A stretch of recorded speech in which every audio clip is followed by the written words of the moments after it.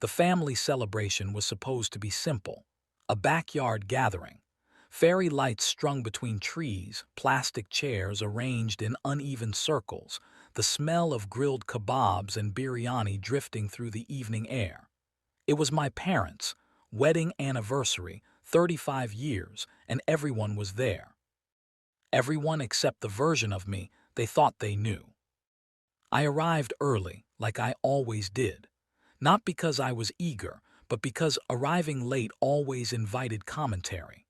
My sister, Nadia, was already there, holding court near the dessert table, laughing too loudly, her designer handbag resting proudly on a chair as if it deserved its own seat. Nadia had always been the star. She wore success like perfume, expensive, impossible to ignore. She worked in marketing, drove a new car every 2 years, and never missed a chance to remind people how busy and important her life was. And me? I was the quiet one, the practical one, the one who reused gift bags and wore the same watch for 10 years. The cheapskate. I handed my parents their gift quietly. No dramatic presentation, no speech, just a wrapped box with a simple card. My mother smiled, thanked me, and set it aside with the others. Nadia noticed. She always did. As relatives began to arrive, conversations grew louder. Tea was poured, plates were filled. Someone turned on music. I stood near the edge of the group, nodding politely, answering questions about work with vague smiles.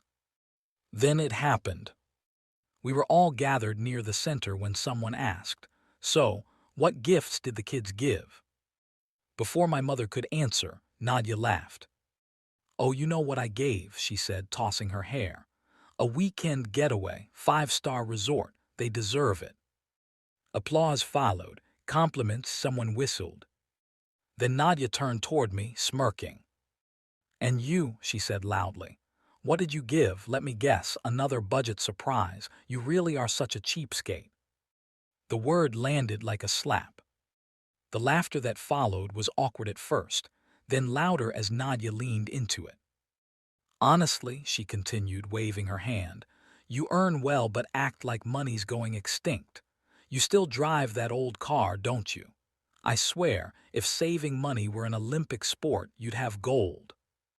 People chuckled. Some avoided my eyes. Others watched, curious, waiting to see how I'd react.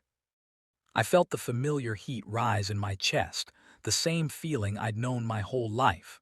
The quiet sibling, the overlooked one, the one everyone assumed was doing just okay. I smiled. Not the forced kind, not the polite kind. A calm, steady smile. Nadia noticed that too. "Oh, relax," she said. "I'm just joking." I nodded, "I know." Then I reached into my pocket. "Since we're talking about gifts," I said evenly, my voice cutting through the noise, "maybe it's a good time for Mom and Dad to open mine." The chatter softened. My mother looked surprised. "Oh, now?" she asked. "Yes," I replied. "Now's perfect." Nadia raised an eyebrow, clearly amused. "Oh, this I've got to see." My father opened the box slowly. Inside was a folder. Not flashy, no ribbons, no sparkle. Nadia scoffed. "A folder? Wow, big spender." But my father had gone still. His hands trembled slightly as he turned the pages. "What is it?" my mother asked, leaning closer. He swallowed. "It's the house," he said quietly. The laughter stopped. "The mortgage documents," my father continued, his voice unsteady, "paid in full." Silence crashed over the yard. Nadia's smile froze. I spoke before anyone could interrupt. "I paid it off last month," I said. "Every remaining installment. No loans, no conditions. It's officially yours." My mother covered her mouth. Tears welled in her eyes. You did what?" she whispered. "I didn't want to make a big show of it," I said softly. "I just wanted you to be free. No more payments, no more stress." My father stood up, pulling me into a hug so tight I could barely breathe. "I didn't know," he said into my shoulder. All these years you never said anything. I didn't need to, I replied. Around us, relatives murmured. Shock rippled through the group. People stared at me as if seeing me for the first time. Nadia's face drained of color. That's impossible, she said. You're always so careful. I looked at her then. I'm careful, I agreed. That's why I could do this.